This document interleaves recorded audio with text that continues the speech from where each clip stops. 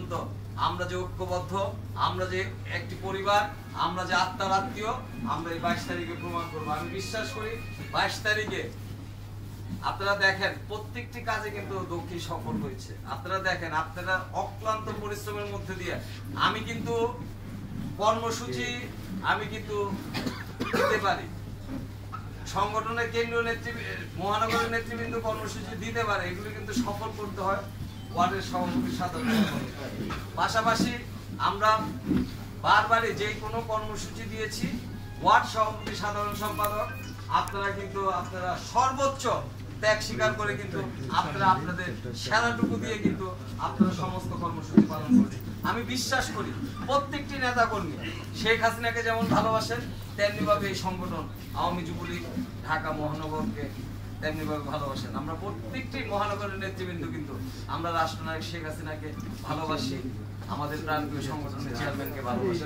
আমরা সেদিন প্রমাণ করবো। একটু আমরা সবসময় কিন্তু একটি কথা মনে রাখবেন, ঢাকা মহানগর আওয়ামী যুবলীগ সবসময় একটি ব্যতিক্রম একটি কিছু করার চেষ্টা করি।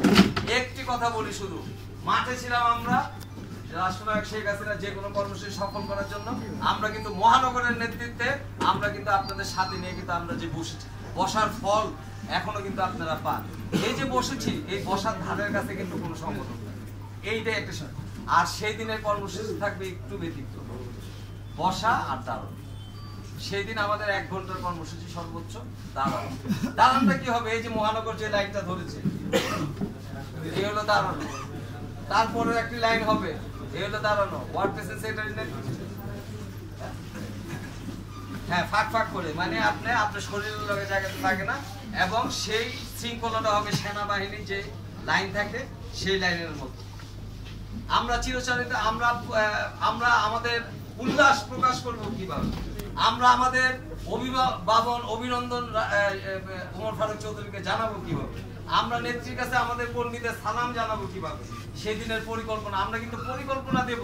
প্রত্যেকটি মহানগরের নেতৃবৃন্দের দায়িত্ব হচ্ছে সেদিন ওয়ার্ড যুবলীগের প্রেসিডেন্ট সেক্রেটারির সাথে থাকা এবং ওয়ার্ড প্রেসিডেন্ট সেক্রেটারির সাথে থেকে লাইনগুলি ঠিক করা।